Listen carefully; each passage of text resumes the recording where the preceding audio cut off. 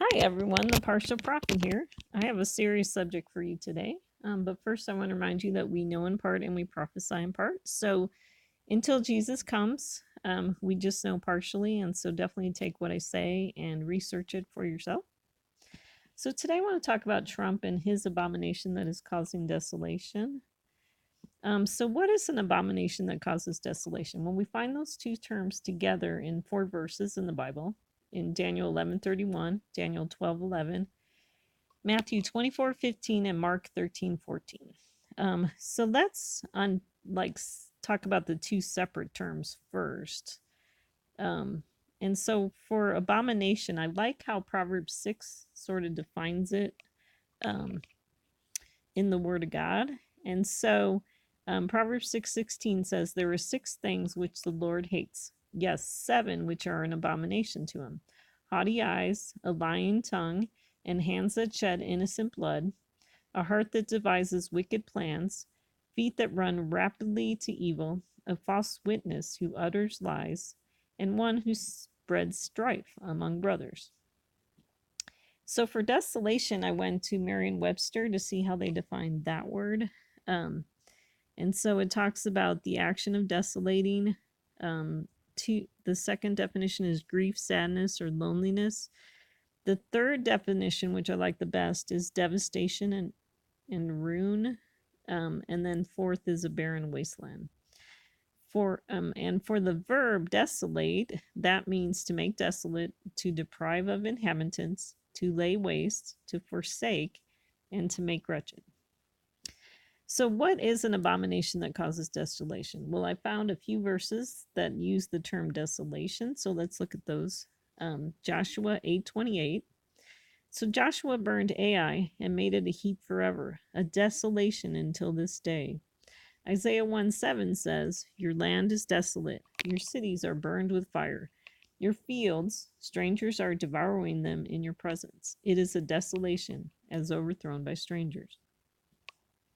So an abomination that causes desolation would be something that God hates, that causes devastation or ruin. Um, so, and like I said, we find it in these 4 verses.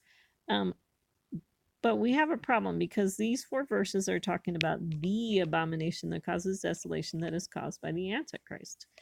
And I don't believe that President Trump is the Antichrist and that he caused the abomination that causes desolation. But I do believe that President Trump did do something that is causing ruin. But first, let's tread cautiously.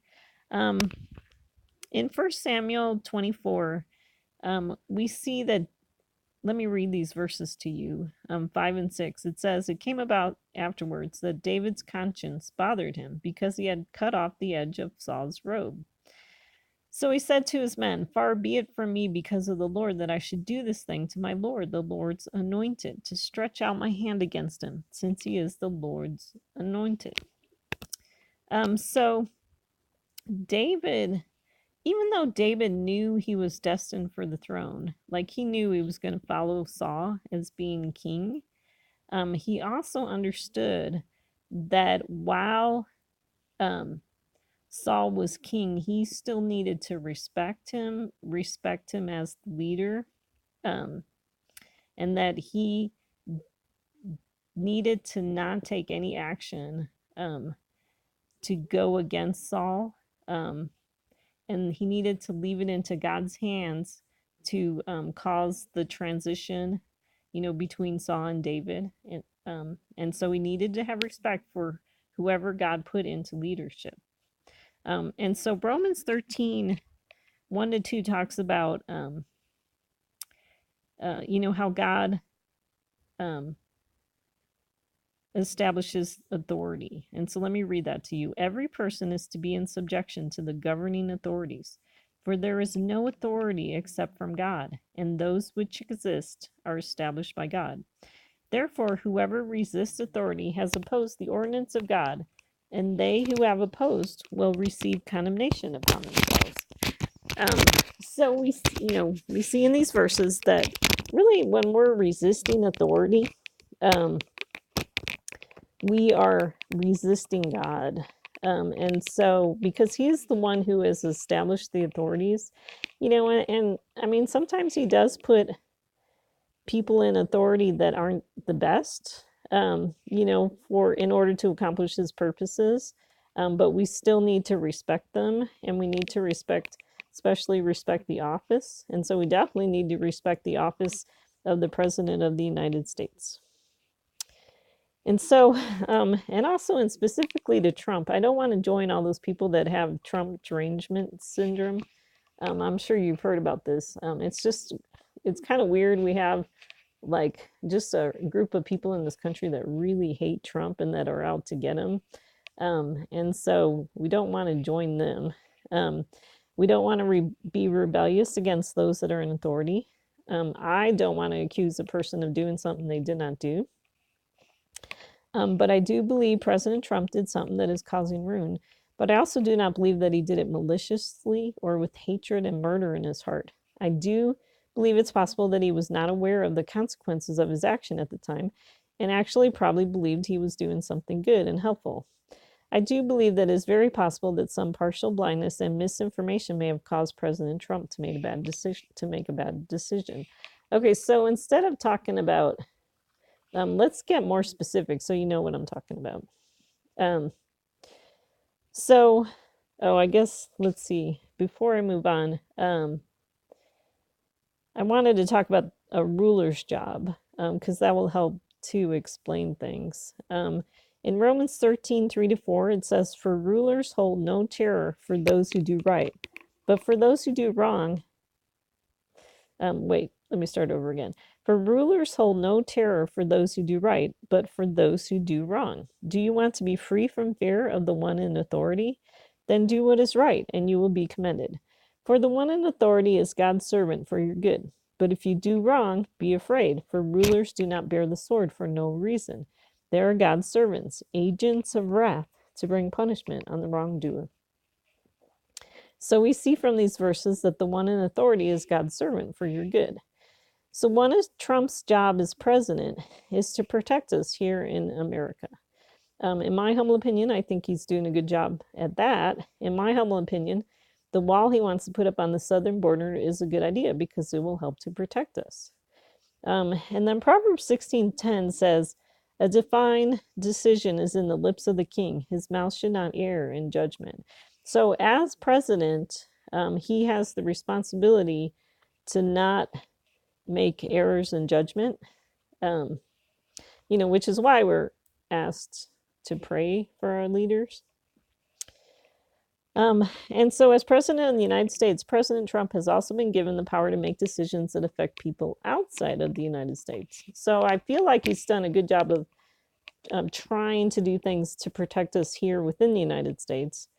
But let's look at what he has done with people outside of the United States. Specifically, he has been given a unique ability to affect things that happen in Israel. Okay, that's what I want to look at, is his actions toward Israel. But first, let's look at, why is Israel so special? So we see in Numbers, let me read this to you. "When Balaam saw that it pleased the Lord to bless Israel, he did not go as at other times to seek omens, but he set his face toward the wilderness. And Balaam lifted up his eyes and saw Israel camping tribe by tribe, and the Spirit of God came upon him. He took up his discourse and said, 'The oracle of Balaam, the son of Beor, and the oracle of the man whose eye is opened. How fair are your tents, O Jacob, your dwellings, O Israel. Blessed is everyone who blesses you, and cursed is everyone who curses you.'" So he was asked by Balak to go curse Israel. And when God actually moved on him to bless Israel instead of cursing, and he saw that God wanted Israel blessed and not cursed. And so this is another verse. A lot of people use the verse in Genesis when talking about Abraham, about cursing and blessing. But I wanted to bring this one up because you probably haven't heard this one as much. And two witnesses are always really good. And so let's remember that blessed is everyone who blesses Israel, and cursed is everyone who curses Israel. So let's remember that Israel is the homeland of the Jewish people, the tribe of Judah. And I wanted to talk about Judah. I believe that God has divided his people right now into two tribes, the tribe of Judah and the tribe of Israel. And so that's a whole nother teaching that we'll have to talk about some other time. But I wanted to talk about Judah, which is the Jewish people, and what the Bible says about them. So in Genesis, when the 12 tribes were being blessed by their father, this was the blessing that he said about Judah. So Judah is a lion's whelp. From the prey, my son, you have gone up. He couches. He lies down as a lion. And as a lion, who dares rouse him up? The scepter shall not depart from Judah, nor the ruler's staff from between his feet, until Shiloh comes, and to him shall be the obedience of the peoples. So these verses actually kind of talk about the ruler's staff and the idea of ruling being on the tribe of Judah. And so I actually believe that in the Messianic kingdom, that the tribe of Judah is going to be the rulers over the whole nation of Israel. Now we know that Jesus is the King of Kings, but I think that when we see that term King of Kings, I think the kings are the tribe of Judah, and then we have the Messiah, who's the King of Kings. And so I believe that God has a plan for them, and I especially believe that just as we saw David went through great suffering before he became king, I believe that's why the Jewish people are going through suffering. They have been going through suffering for 2,000 years. And so I believe that that's happening because God intends to make them the rulers during the millennial kingdom. And so he's preparing them for their leadership. And so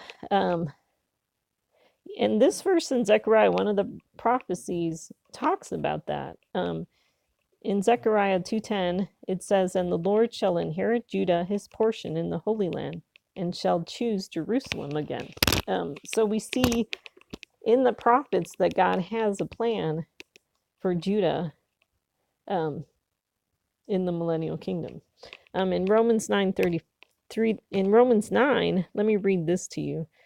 It says, "For I could wish that myself were accursed from Christ for my brethren, my kinsmen according to the flesh, who are Israelites, to whom pertain the adoption and the glory and the covenants and the giving of the law and the service of God and the promises, whose are the fathers, and of whom, as concerning the flesh, Christ came, who is over all, God blessed forever. Amen."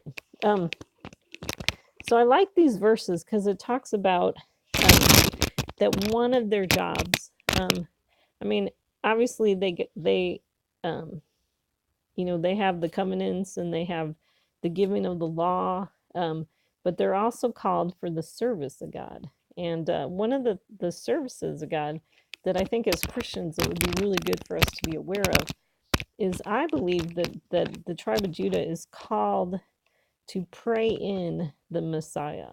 I have a lot of respect for the Jewish people that get up at like 3 or 4 in the morning to pray. And there's a list of prayers that they pray on a daily basis. And in those prayers, if you ever read those prayers, they're really beautiful. And they're praying for the Messiah to come. And they're praying for like the gathering of God's people and all these prayers that relate to the millennial kingdom. And so it's important as Christians for us to realize that their service, one of their jobs is to pray in the Messiah. And so we really need to be grateful for all their work, praying in the Messiah. So we see in Revelation when it talks about there's like incense is added to the fire, and so I see kind of a concept of like there's like two sets of prayers that are put together in the book of Revelation. And so I believe that the Jewish prayers are combined with the Christian prayers, and that's what brings in the Messiah. So in Romans 11, Paul writes about, um, he's still writing, he writes a lot about the Jewish people in the book of Romans. And he says, but if some of the branches were broken off, and you, being a wild olive, were grafted in among them, and became partaker with them of the rich root of the olive tree, do not be arrogant toward the branches. But if you are arrogant, remember that it is not you who supports the root, but the root supports you. And so we need to remember that Paul told us not to be arrogant toward the branches. And so I just want to bring that out because I just hear a lot of videos about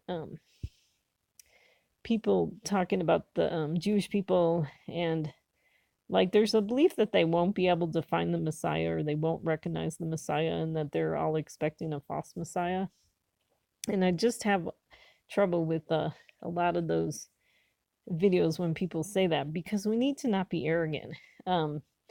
I believe the whole teaching of the 7-year tribulation period is just wrong and is anti-Semitic. This teaching that the Jewish people need 7 more years of suffering. I mean, we need to remember that the guy who came up with that idea his name was Darby, and he was back in the 1800s, and he actually lived before the Holocaust, and so he didn't have a lot of information about the Jewish people. And today we know the Jewish people have really been suffering for 2,000 years. They've been kicked out of country after country.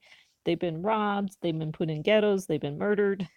And so let's not be arrogant toward them. Help us.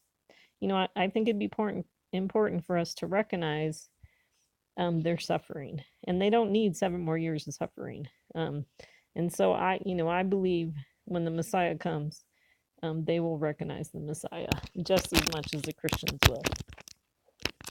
Okay, so back to my original topic. I could definitely get off topic here, but it's important. I wanted to lay some foundation there that was important, because we need to understand why Israel is important. If we understand God's purposes for the Jewish people in the nation of Israel, we can understand why what President Trump has done is not good.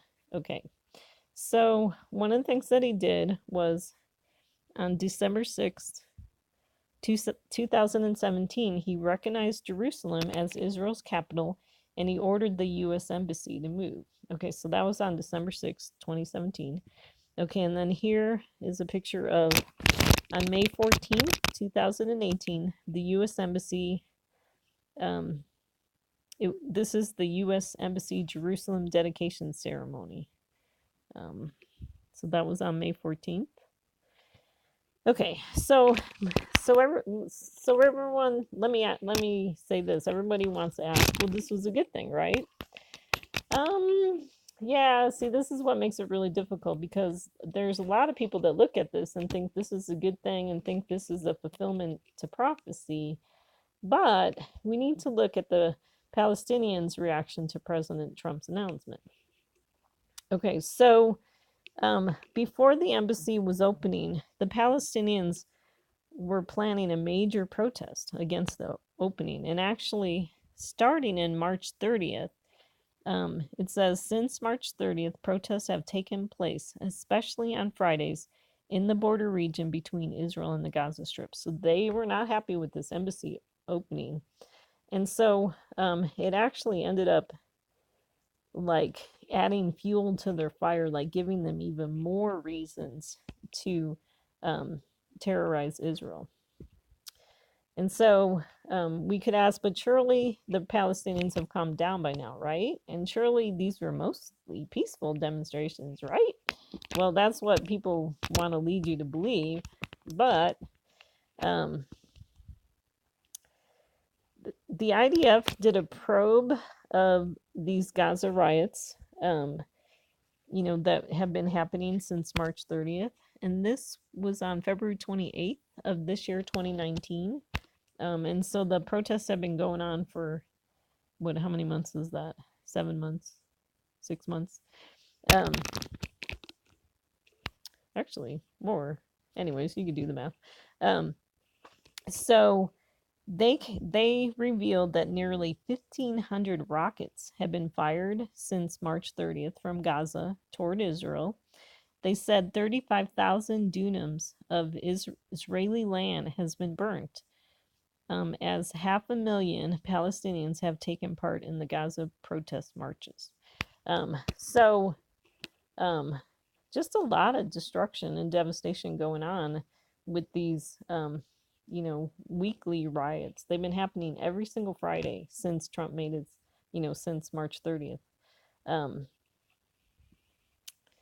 and so I want to read a little bit more. It's really important. So let me read this article from the Jerusalem Post so that you understand, um, you know, everything that's been going on.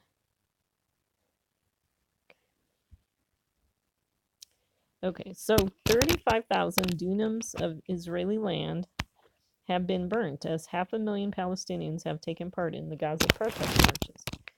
The IDF has released a document detailing the year-long Great March of Return protest along the Gaza border. Oh yeah, so I guess it would have been 11 months. So in March, in March 30th, it's going to be 12 months that they have been protesting like nonstop.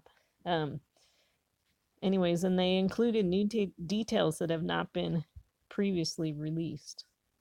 The Great March of Return protest began on March 30th and has seen thousands of Gazans violently demonstrating. It's not peaceful at all. And so I want to make sure you're aware of that. Demonstrating along the security fence with Israel is demanding an end to the 12-year-long blockade. According to the military, over 500,000 people have attended the protests since they began, with the number of Palestinians congregating at points along the border between several thousand to 45,000 each day. The rioters are provided with electricity, free wireless internet, and network connections, as well as food and drink by Hamas. During the violent protests, Gazans have been burning tires and hurling stones and marbles, as well as throwing of grenades. Do you know about that? And improvised explosive devices, including military grade explosives, toward IDF troops. Ball bearings and other projectiles have also been hurled by protesters, often by using high velocity slingshots. Isn't that terrible?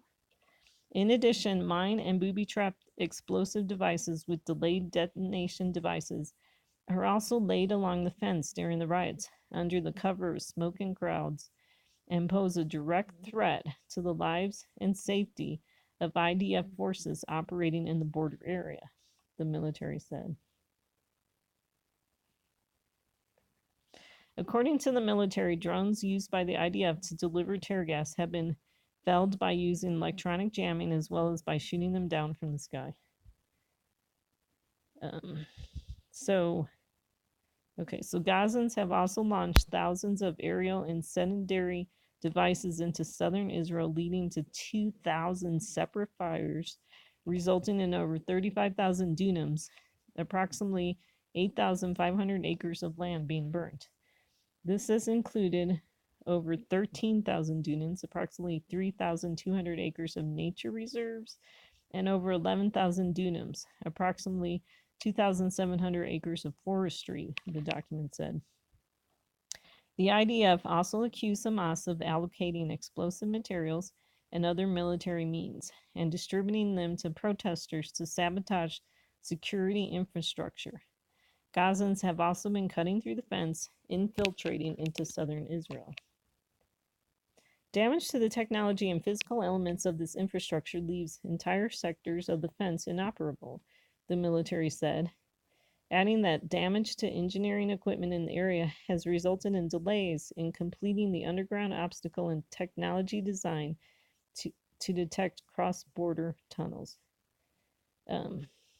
Israel has completed some 27 to 65 kilometers of the country's new underground barrier that is designed to prevent tunnels from crossing into Israeli territory from Gaza.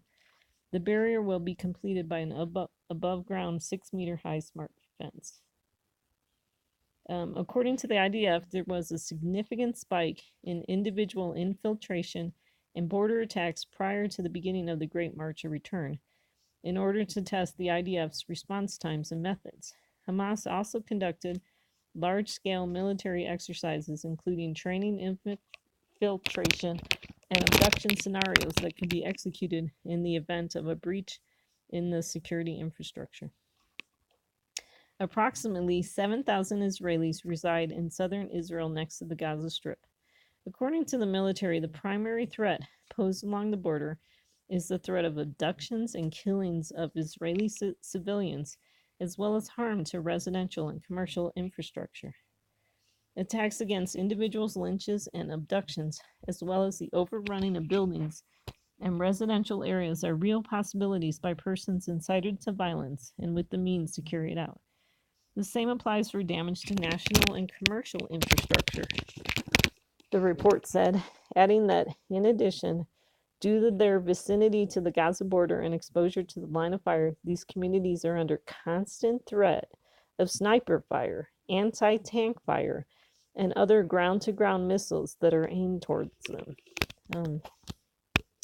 According to the military, 1,300 rockets and missiles have been fired from the Strip since March 30th, 2018, with most being launched on Friday or Saturday, which is their Shabbat, immediately after mass violent riots.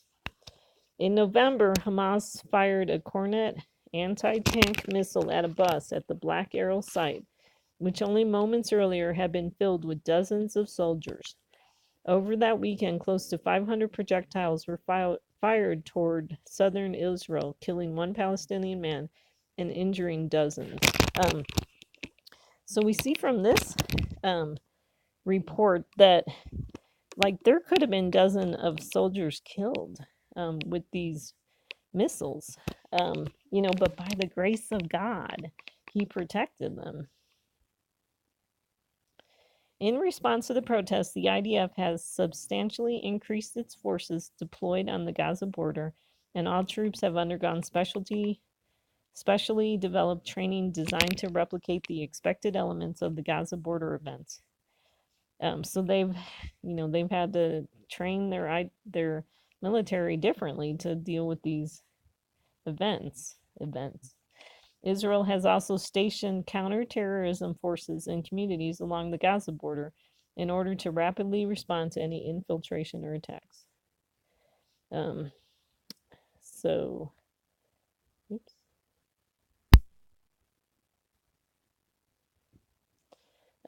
anyways, so I think you get the picture. It's not fun in Israel right now. So that I see that as some of the consequences of Trump moving the embassy to Jerusalem. But the other thing that Trump's got going on toward Israel is his deal of the century. And okay, so his peace deal of the century. And so the information about that right now, nobody, supposedly it said that only 5 or 6 people actually know what's in this deal. That it's secretive information that nobody knows about yet, and they're hanging on to release it until after the Israeli elections, for various said reasons. And so I found this article that talks about the deal of the century. So obviously a lot of people are speculating, they don't know what's in it. And so this guy wrote, whatever it is, the Kushner plan to invest billions in the West Bank and Gaza is doomed to failure. Okay, so let me make this bigger here. Okay, on the rise of a future Palestinian state, Kushner remained vague. So people want to know, is this a two-state solution? What is in this plan? And in an interview with Sky News on Wednesday, he declined to relate to that issue directly, but implied that things like national borders were a frippery. This is a little odd, considering that his father-in-law and boss is a big fan of borders and walls. Okay, so anyways, this is what Kushner said. The political plan, which is very detailed, is really about establishing borders and resolving final status issues. The goal of resolving these borders is really to eliminate the borders. If you can eliminate borders and have peace and less fear or terror, you could have freer flow of goods, freer flow of people, and that would create a lot more opportunities. Okay, so that was at the end of February that he made that statement.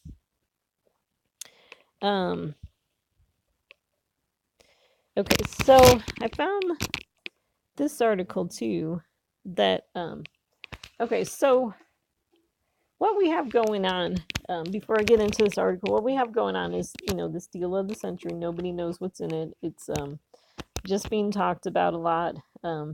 Kushner has gone over, to Israel to, some of the conferences, have talked to people. He's like setting the stage, for the unveiling of this peace treaty, getting people prepared for it. And so before it is even revealed, I believe just the mere image, the mere idea of this peace treaty is also adding to the Arabs, ire. Because obviously right now they don't trust Trump, because they think he's pro-Israel. And so they are afraid of what's going to happen with this peace treaty. And so what happened was, so let me tell you what happened. This was on February 22nd on the Temple Mount.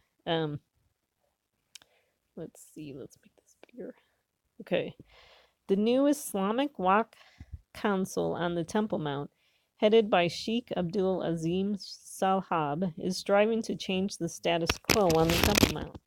The council was recently expanded to include officials from the Palestinian Authority and Fatah, and the Fatah movement. Fatah officials say the battle against Israel on the Temple Mount will escalate toward the expected publication of President Trump's deal of the century plan. So see how this plan is causing them to escalate their behavior. On February 19th, Sheikh Salhab told Palestinian Maha News Agency of the council's intention to renovate the Golden Gate structure within the Temple Mount Plaza and reopen it as a place of prayer for Muslims as well as Waqf offices. This place should not remain neglected. We do not recognize the occupation's decisions in connection with it.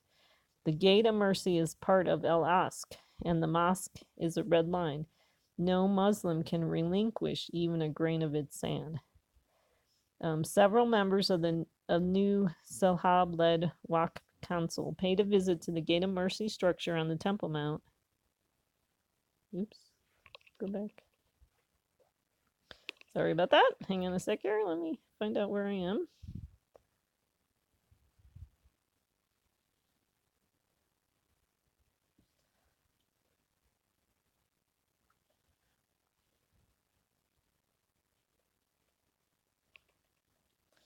All right, here we are again. Okay, so let's see. Several members of the new council paid a visit to the Gate of Mercy structure on the Temple Mount in mid-February, following clashes between Palestinians and the Israel police on the site. The police sent in a large force that arrested 7 rioters and blocked entry to the Temple Mount. Okay, so so this peace, quote unquote, deal of the century is creating tensions on the Temple Mount. They broke through the Golden Gate. They set up a new, it's almost like a 4th mosque on the Temple Mount. So let's talk about some of the people that may be influencing and pushing this quote unquote deal of the century. So first, let's talk about President Trump. Okay, first of all, is he getting bad advice from people? Is that what's driving him? Is it possible that, some of his Jewish and Christian advisors are giving him bad advice about how to deal with Israel? What could be his personal motivations? Is he wanting to get a Nobel Peace Prize or make a name for himself?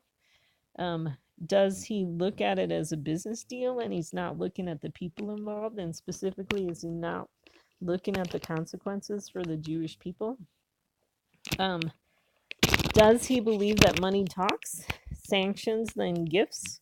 This is a really good point because we see sort of this behavior with North Korea too. That he's at various times he's had sanctions for various countries. But then he talks about with North Korea has been talking about giving them gifts and I don't know helping their economy and all that stuff.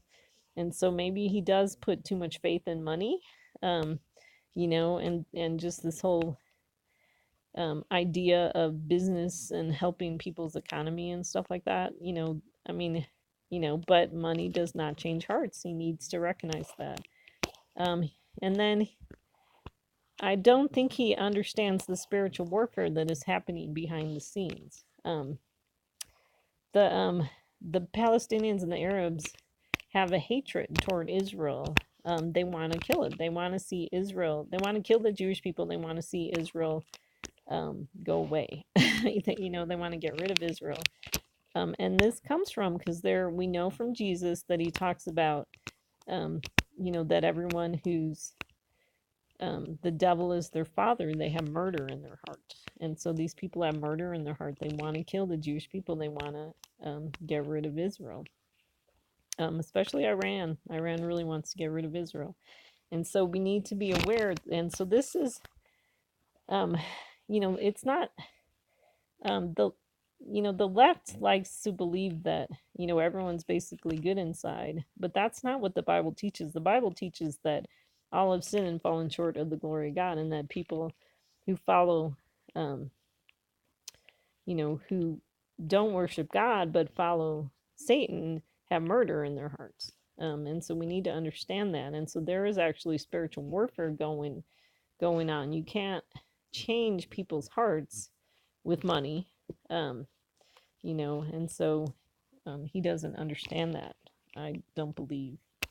And then another question about him is he a little too arrogant? I mean, does he, you know, think, I mean, does he almost kind of think he's like a messiah and could come, um, solve problems that no one's been able to solve up to this point? Um, we know that the Messiah will bring peace to Israel and that no one else before him can do that. The other thing too is I don't know if he's maybe getting a little too arrogant because you know how I'm sure you may have heard how they call him Cyrus, and there's actually been a coin made in Israel with Trump and a picture of Cyrus, and so the Jewish people believe that he's a type of Cyrus, and so that could be making Trump a little too arrogant. And so then let's talk about Vice President Pence and the evangelical Christians. Okay, so did they believe that moving the embassy to Jerusalem was a way to show American Christians' love for Israel? That's very possible because I've heard, I don't really know if this is true. I mean, it's really hard to know what's really true, because I don't really trust the media in this day. But it was said that Pence was behind getting the embassy moved to Jerusalem. And so, maybe that was his motivation, that he wanted to show, um, you know, Christians' love for Israel. But then we need to look at our consequences of our behavior, and whether it's really loving or not, you know. Um, and then another thing I wonder about evangelical Christians is there's been a talk about, people believe that a temple has to be built in Israel before Jesus will come. And so a lot of people want to get behind that and stuff. And I don't believe that's true.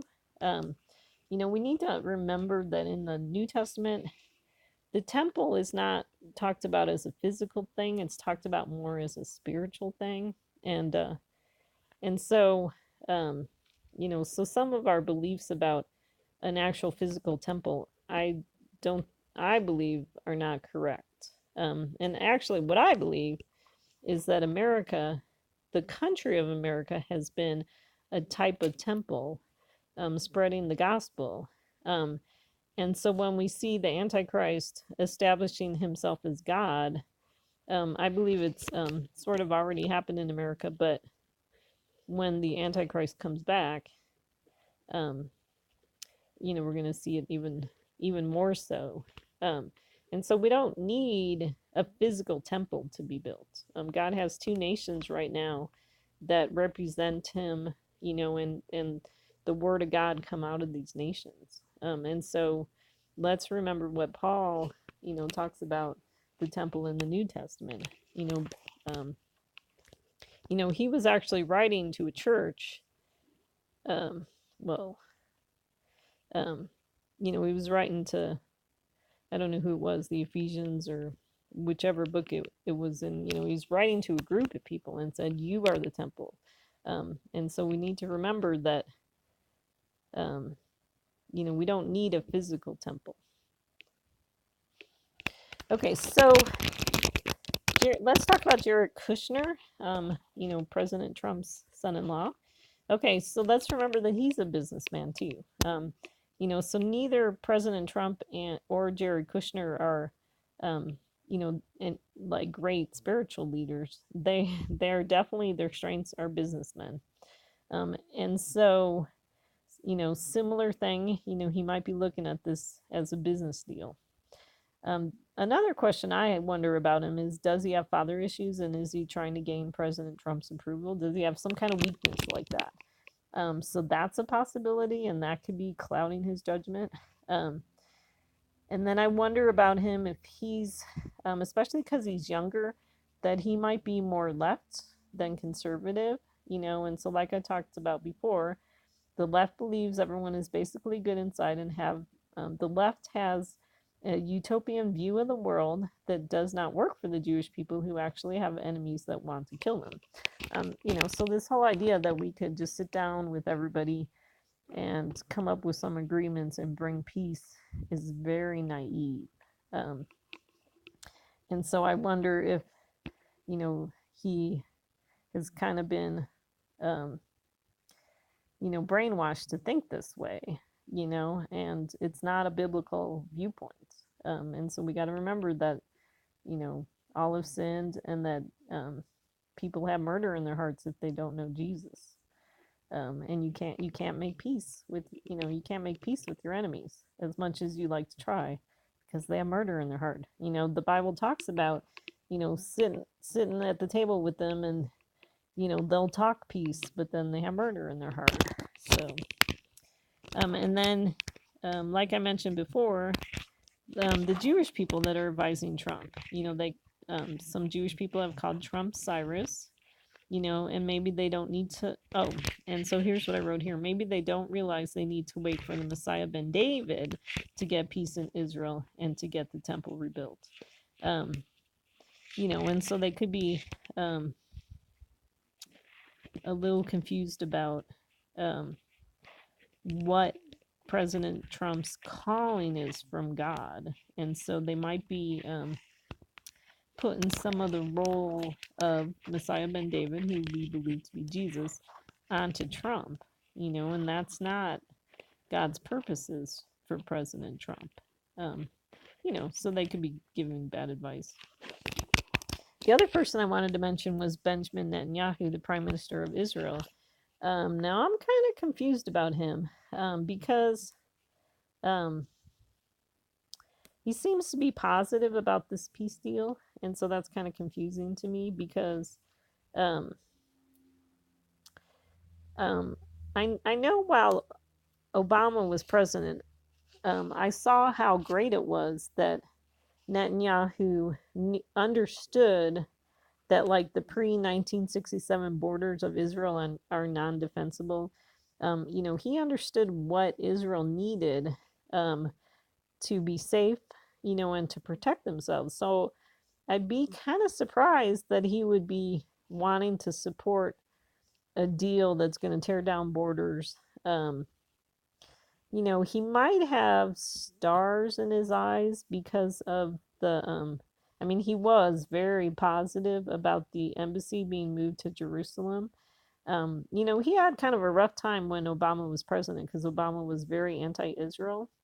And so it could be that he's kind of got stars in his eyes because Trump is seemingly appearing, more pro-Israel. Um, and so, uh, you know, um, Netanyahu needs to like be careful, because he needs to tread cautiously, um, and obviously I would think he's wise enough to wait to see what's in this deal. But we don't want to get ahead of ourselves, and same thing, we need to wait for the Messiah ben David to get peace in Israel, and it's not going to be, when God, it has to be the work of God to bring peace. It can't be the work of men. Um, so anyway, so he's a big question mark because I'm not really sure. And the thing that makes it really hard actually is, we can't really trust what we're being told about various people, in the media. The media, has a tendency to be anti-Israel, and definitely anti-Trump. And so we got to take everything with a grain of salt because we're not really sure what, is true these days. Okay, so let's get into the Bible. And I want to talk about, are there any prophecies in the Bible that seem to describe what is happening with President Trump in Israel? Okay. So I wanted to bring up the story of Joseph in jail with the cupbearer and the baker, because I think it's a really good story. Um, well, and that comes from Genesis 40. And so we have the baker is, I have a picture of the baker here on the right, and then the picture of the cupbearer on the left. And so, so Joseph is in jail, and the cupbearer and the baker, they offended, the Pharaoh, and they get thrown in jail with Joseph. And they have dreams, and then Joseph interprets their dreams. And so the cupbearer, he dreams about a vine with 3 branches, and there's grapes on the branches. And then he, in his dream, he takes the grapes and squeezes them into Pharaoh's cup, and then he puts the cup into Pharaoh's hands. And so Joseph comes and he interprets his dream for him the next morning. And he tells the cupbearer that in 3 days he's going to be set free from jail. And so that is the cupbearer. And then let's talk about the baker. So the baker has a dream, and he dreams that he has 3 baskets of bread on his head, and the birds are eating the bread from the 3rd basket on his head. And so I think it's possible that this story is a picture of, I think Joseph is a messianic figure in this story, which is true, by the way, this actually happened. Joseph is a messianic figure. He's interpreting dreams, which is a metaphor for interpreting the Bible, of understanding the mysteries of God. So that's what makes Joseph a messianic figure in this story. And then the cupbearer and the baker. So what I believe is that the cupbearer, I think it's possible the cupbearer could be a picture of Obama and the baker could be a picture of Trump. And so the reason why I say that is that what I believe right now is that Obama is like in a type of a jail, that he lost his position of power, but I believe it's possible that at some point he's going to be restored to his, he's going to be like president again. He's going to get his power back, just for a short amount of time, and I believe that God's going to do that, to bring judgment on America. A lot of times when God wants to bring judgment, he gives you what you ask for, even if it's bad for you. And so the baker, so let's talk about the baker. The baker has 3 baskets of bread on his head. And so what I see from this is that, I talked about how President Trump is responsible for protecting God's people as a leader. And so we could divide God's people up, could be divided into three groups. We got the Catholics, we got the Protestants, and we got the Jewish people. Those are the three monotheistic religions. And so that could be what the three breads represent. Well, so we have in the top basket, we have the birds eating the bread, out of the top basket. And so this could represent how President Trump is good at protecting like the Christians and the Catholics and the Protestants in America. And actually the Jewish people in America too. He's good at protecting those. But we got the Jewish people in Israel that are not being protected, that birds are coming and eating the bread, and we see the Palestinians, creating all this harm, at the edge of Israel.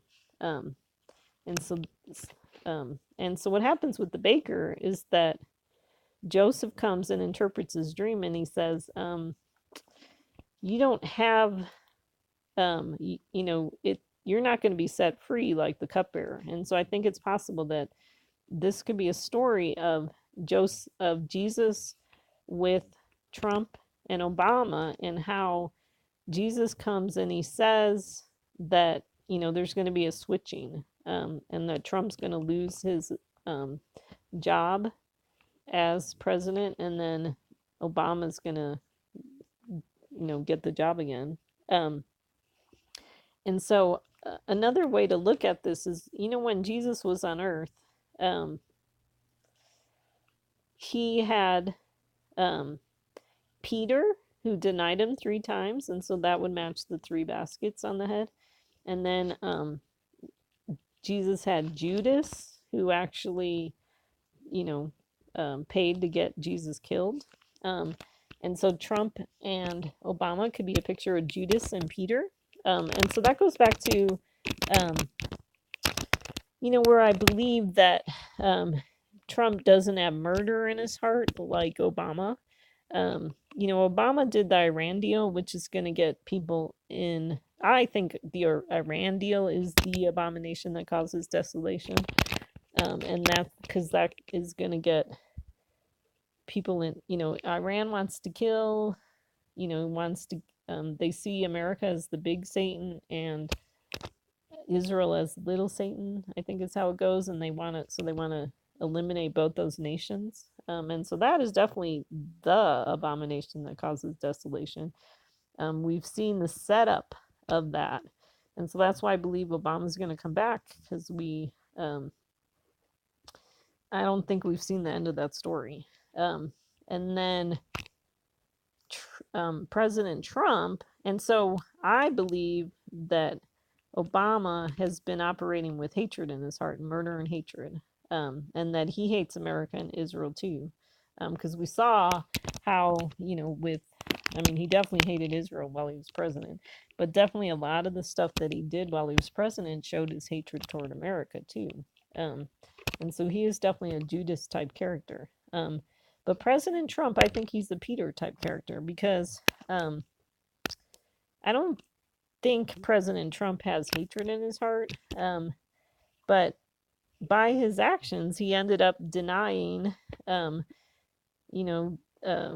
Jesus 3 times, by doing 3 different things that have created problems for the nation of Israel. And so I think Peter could be a picture of President Trump, who denies Jesus 3 times. And then let's talk about the 3rd horse of the apocalypse. Let me read that. This is from Revelation 6, verses 5-6. And so it says, when he broke the 3rd seal, I heard the 3rd living creature say, "Come." I looked, and behold, a black horse, and he who sat on it had a pair of scales in his hand. And I heard something like a voice in the center of the 4 living creatures saying, "A quart of wheat for a denarius, and 3 quarts of barley for a denarius, and do not damage the oil and the wine." And so I think it is possible. The 2nd horse of the apocalypse, I believe, is Obama, because I think it's a red horse. So we see kind of murder with the red. Um, the third horse is a black horse. And so there's, so black could relate to like a shadow. Um, um, and then um, the guy who was sitting on the horse has a pair of scales. And so it's interesting if you look at the scales here on the left hand side, we have the wheat. And so you only need a denarius for a quarter wheat. But then on the right hand side, we have the barley, and it takes 3 quarts of barley to equal a denarius. And so what we see is that barley is less valuable than wheat.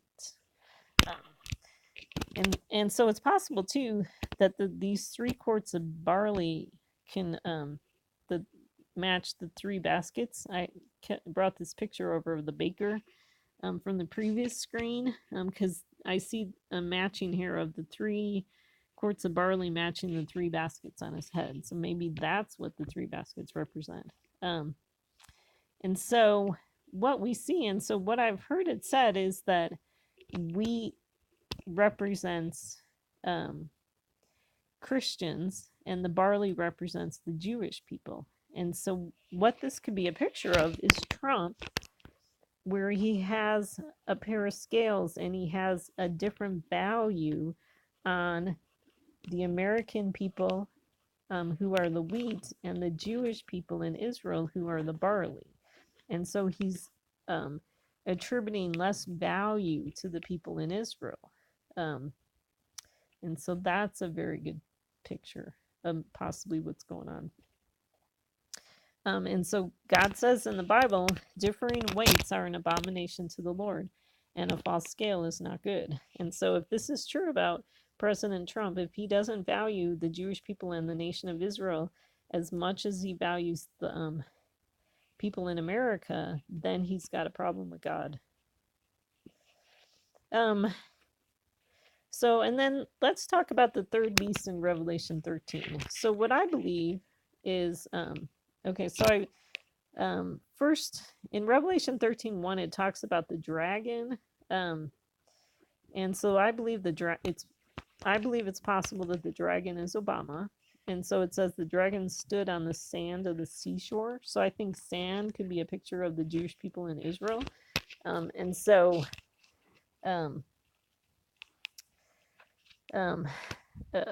the dragon goes to stand on the sand of the seashore. And so I think it's possible that,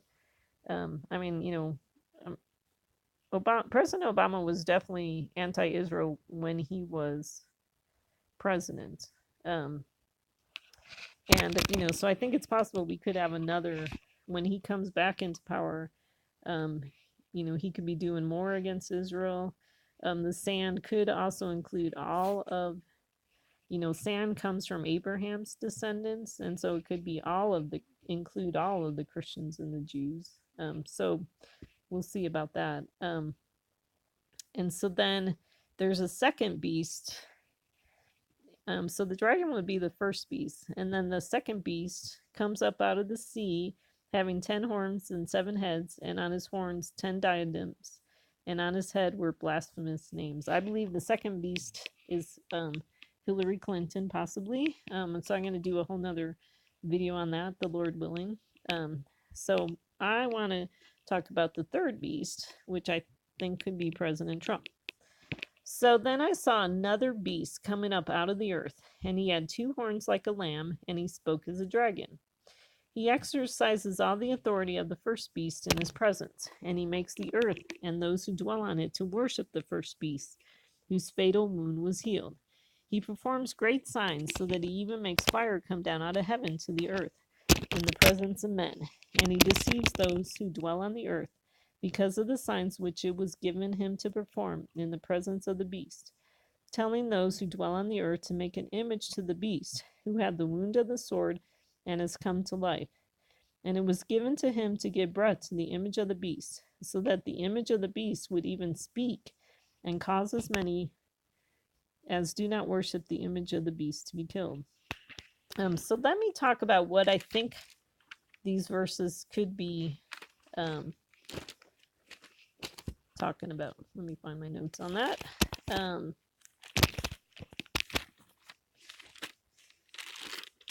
Okay, so in verse, where does it start out? Okay, so in verse 11, it talks about two horns like a lamb, which, I thought that was kind of interesting because the lamb actually, in the rest of the Bible, has 7 horns. I think the lamb is a picture of Jesus. And so I was trying to figure out what these two horns could be. We have the ram in Daniel,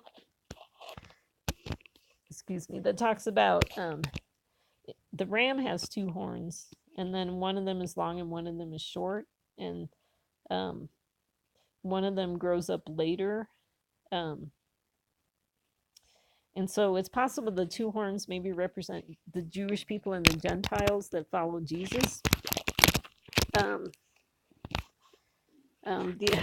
other thing that I came up with is it's interesting that this is verse 11 because there could be a connection to the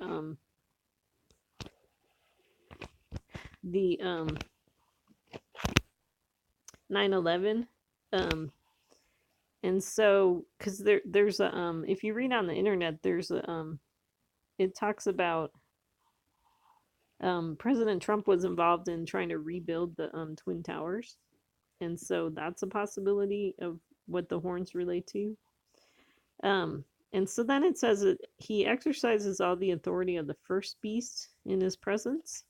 So if the first beast is the dragon, we could see that in Obama's presence, President Trump is exercising his authority. And I mean, one of the things that President Trump was doing as president was overthrowing a lot of the, bad stuff that Obama did. And then, so what's interesting is the next statement says, and he makes the earth and those who dwell in it to worship the first beast, whose fatal wound was healed. Okay, so what I believe is the fatal wound could be the losing of your power. And so right now, Obama lost his power as president. But like I said, I think he's going to be coming back. But President Trump, while he's president, I think what's happening is that he's causing a division in this country, and people are either he's causing people to kind of like want Obama back in a really big way, the people that really hate President Trump. And so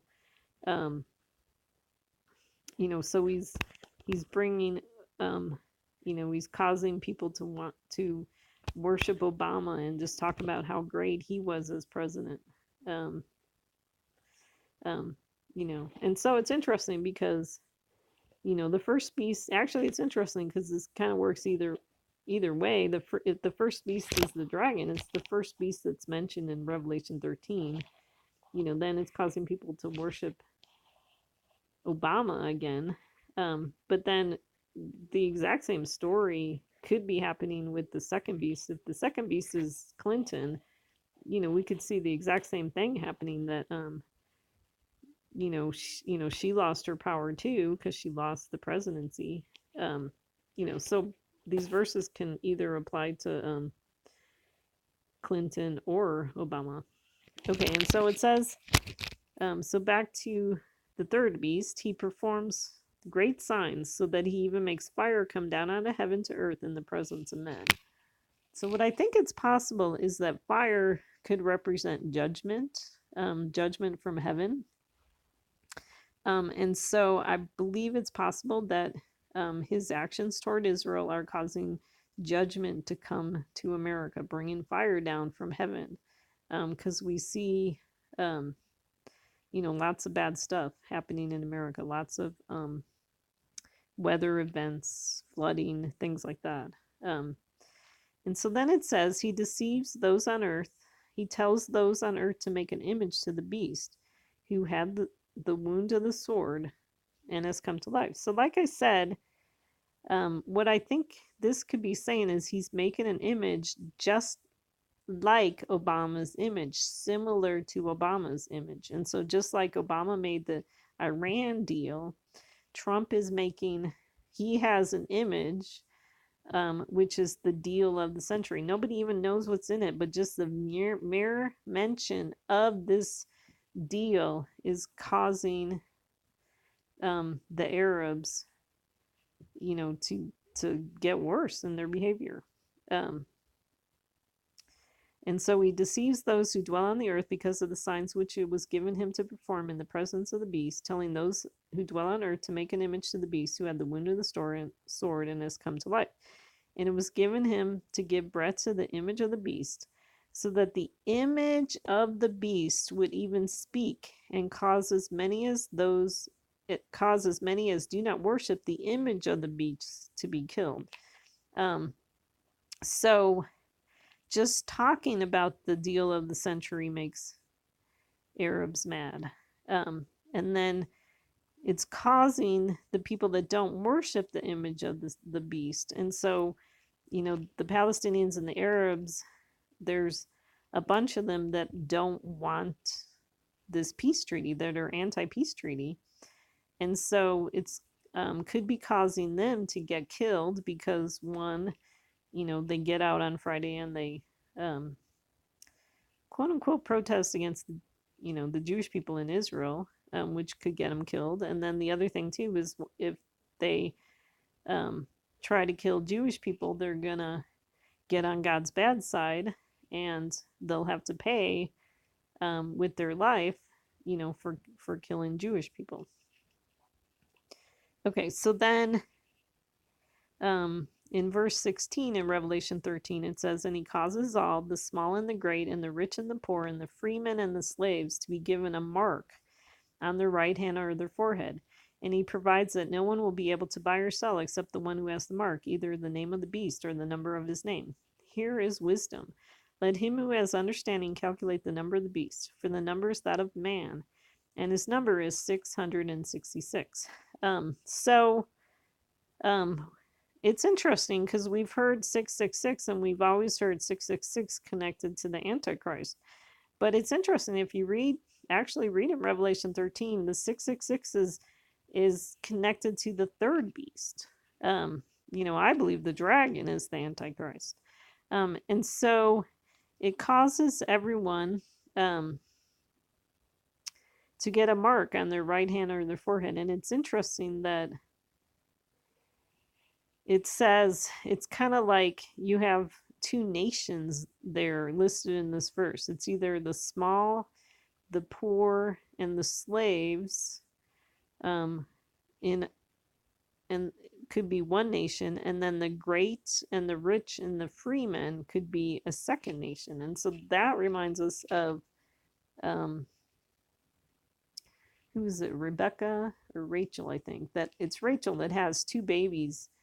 She has twins, and God, says to her, "You have two nations in your womb."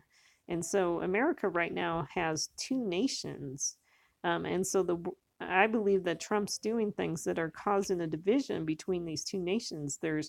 Um, there's um, we have problems between these two nations because we have different goals and different desires. Um, and so there's kind of this fighting going on between the two nations. Um, and then it says, "No one will be able to buy or sell except those with the mark." And so we see that, um, you know, it's possible that, through this peace treaty, that the Arab nations who reject the deal won't be able to participate in the economy. That could be a possibility that comes out of the peace deal. But we um, we definitely see with President Trump that, if people aren't willing to play his game of buying or selling, um, he won't let them buy or sell. If you don't um, support President Trump with what he's doing, you can't buy or sell. Um, and so people kind of get marked whether they're going to participate in the economy or not participate. So that's just a possibility. Anyways, and so just a different way of looking at it than anyone else. You could think about that. And then so in Deuteronomy 27:15, it says, "Cursed is the man who makes an idol or a molten image, an abomination to the Lord, the work of the hands of the craftsman, and sets it up in secret." And all the people shall answer and say, Amen. That was when they were on the mountaintop listing curses, blessings and curses. And so it's possible that Trump is going to bring a curse on himself because he made this image. You know, we don't know what's in this peace treaty. You know, but it's an image right now, you know, and he's sort of setting it up in secret. I mean, it has been set up in secret, you know, and it talks about the work of the hands of the craftsmen. You know, it's been people that have been building this peace treaty. You know, and so, and, you know, it could be an abomination to the Lord. You don't want to mess with Israel. You know, Israel is God's nation. You know, so is America too, by the way. But Trump's not messing with America, he's messing with Israel. So, okay, so is 666 connected to President Trump? That's a big question that I have. One thing I want to bring up about 666 is it mentions it being the number of man. And so is the man the Jewish people? So I think the bride of Christ could be the woman, and the man is the Jewish people. I mean, that could be a picture that God's showing in his Bible, in his word. And so if 666 is the number of the Jewish people, then 666 could represent 3 times someone did something that caused the Jewish people to get killed. You know, like the 3 times that Peter denied Christ. Okay, so Peter betrayed Jesus 3 times, but was eventually forgiven by Jesus. Judas got Jesus killed and ended up being damned. So what's interesting too is that, you know, back to President Trump, I don't know if 666 still relates to Judas or not. You know, I kind of think the number 13 connects to the dragon, but that's a whole nother video. What's interesting is that December 6, 2017 was the day that President Trump made his announcement about moving the embassy to Jerusalem, and that was 12/6, which is a 666. And then that day was also Kislev 18, which is 666. So there you go, something to think about. Okay. Something I want to bring up. Did the deal of the century cause the storm of the century? Okay, so on May 22nd of 2017, President Trump met with Netanyahu in Jerusalem. On May 23rd, President Trump met with Abbas in Bethlehem. Okay, this is not related to the deal of the century, but this is just I just wanted to point this out because this was very interesting. On May 22nd, 2017, there was a sinkhole that opened up near Mar-a-Lago, which is President Trump's golf course in Florida. So it was interesting that, you know, President Trump was meeting with Abbas is the Palestinian guy, you know, and it was interesting that he was meeting with him, and just the day before, a sinkhole opens up. So I think that could have been a warning from God saying, don't mess with Israel, you know, like his first warning. So you know, skipping ahead in 2018, on May 14th was when the U.S. Embassy moved to Jerusalem. On May 15th, there was a storm in New York and 9 other states. On May 15th and May 17th, there was a major ash explosion in the Hawaii volcano. And then on May 20th, almost like a year later, a sinkhole opened up on the White House lawn. So same thing again as God saying, don't mess with Israel. And then on August 21st, 2018, President Trump was in West Virginia doing a speech, and he said it's the Palestinians' turn next. So what's interesting is on the very same day that he was saying that, Paul Manafort was being convicted. Michael Cohen was pleading guilty. The next day, August 22nd, Hurricane Lane turned into a Category 5. August 22nd, the tidal basin in D.C. flooded. On August 23rd, the Hurricane Lane hit Hawaii. And then also in August of 2018, we saw Hurricanes Miriam and Norman. You know, so don't mess with Israel. Don't make friends with Israel's enemies. Possibly, is that what God's saying? Okay, and so then on October 9th, there's a story about fuel trucks driving into Gaza. That may be connected to President Trump's deal of the century. I can't confirm that. I'm not really sure because I'm not getting good information from the media.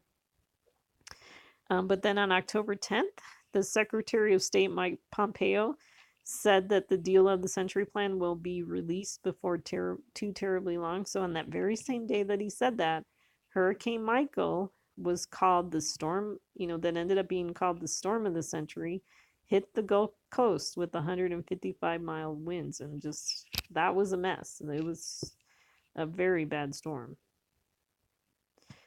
And then on February 27th, 2019, so this was this year, Jared Kushner made, that was when he made those comments that I read about tearing down the borders, with the deal of the century. On February 27th was the same day that Michael Cohen was slandering Trump in a congressional hearing. On February 27th, that's when President Trump and the North Korea summit got cut short. It didn't go as well as Trump was hoping. 3 days later, on March 2nd, Republican Rand Paul says he'll vote to block President Trump's national emergency as a way to fund the border wall.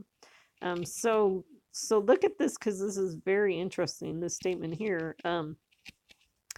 Trump was talking about, or Kushner was talking about this peace plan possibly being about tearing down borders, and then all of a sudden we see the Republicans starting to turn against President Trump, saying they won't support his national emergency that he was using to fund his border wall in America. So if you don't respect the borders in Israel, you won't get God's help for your borders in your country. So definitely a warning to Trump, President Trump. And then that same day too was when the photos were taken that were showing activity at North Korea missile site. And then Winter Storm Scott was on that day, and they talked about March coming in like a lion. And so it could be that we could be getting some judgment from God because of his actions and Kushner's actions. Okay, so what can we do as Americans? Obviously, we don't want to suffer the consequences of President Trump's behavior. And so this is, to me, this is a really sobering message because, we end up kind of suffering the consequences because he's our leader. And there's actually, it actually talks about, when it's talking about the sacrifices, one of the sacrifices that it talked about was when your leader did something wrong, and then we needed a sacrifice to bring atonement and forgiveness for the followers of Israel, when their leader did something wrong. And, so I think what we need is atonement for President Trump's behavior. And so some of the things that I saw, and so obviously we need help with this. And I'm not saying I know the answer, but let me just bring a few verses to your attention. In Deuteronomy 13:14, it says, "You shall investigate and search out and inquire thoroughly if it is true and the matter established that this abomination has been done among you." So we see in the Bible that it's our responsibility to investigate and search out abominations.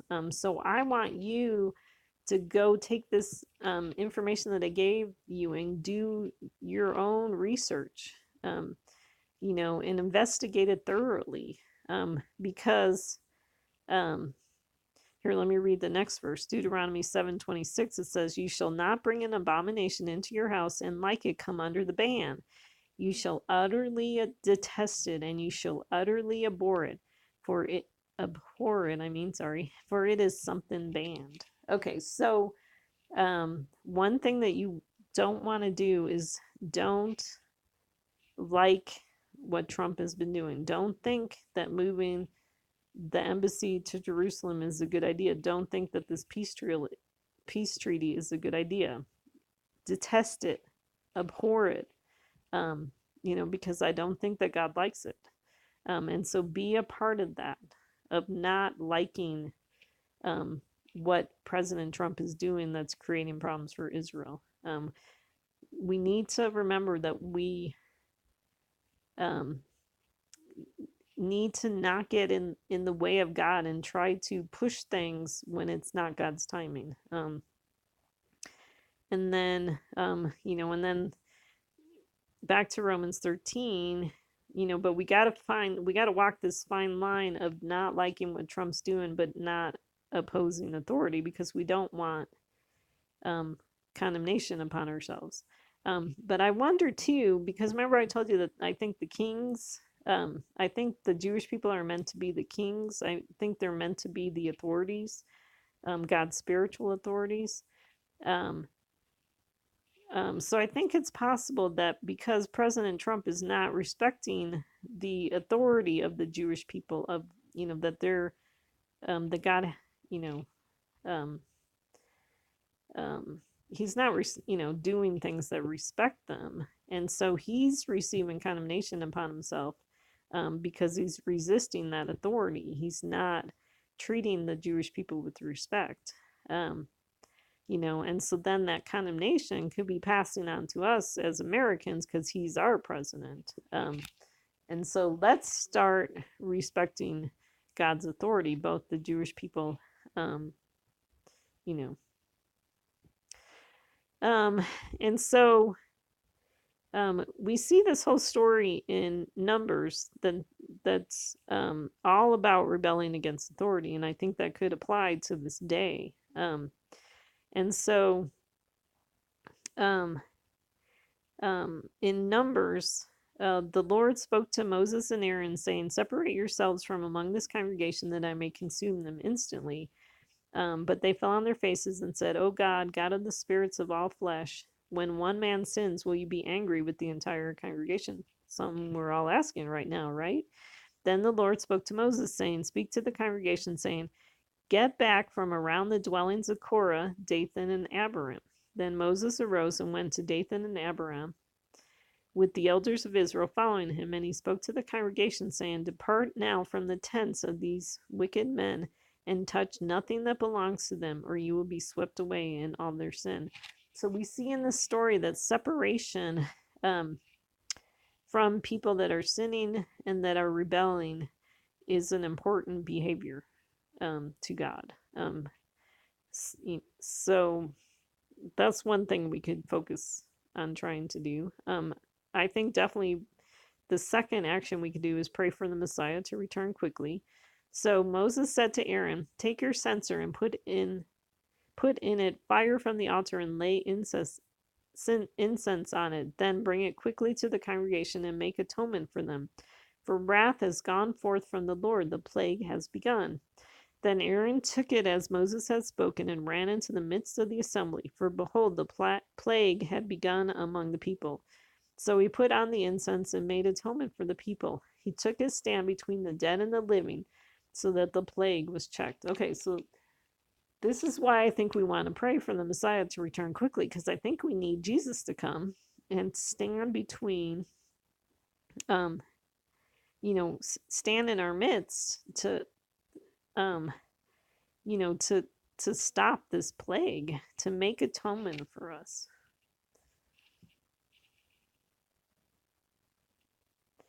Okay. I thought there was more, but that's all I have. So definitely a sobering message. We definitely need the Messiah. Be praying for the Messiah.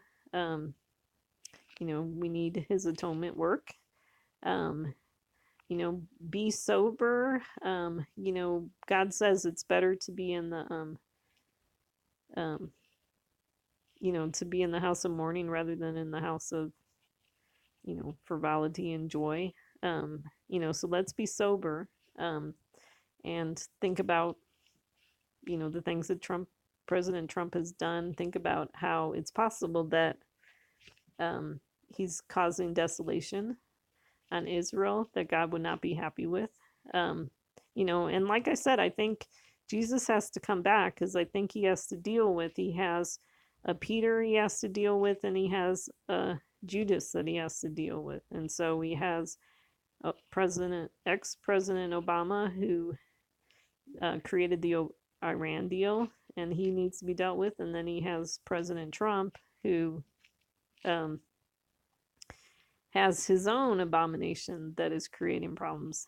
He, just like Peter denying Jesus 3 times. So, just like in Jesus Christ Superstar, Jesus says, "One of you denies me, one of you betrays me." He's got these 2 men he's got to deal with, and so I think we could be seeing that come to fulfillment. Um, So thanks for listening. Like I said, we know in part and we prophesy in part. This is just something that I've been seeing. I'd like you to do your own research. Be sober, be in prayer. Definitely pray for the Messiah to come. We need him. So thanks for listening. Take care.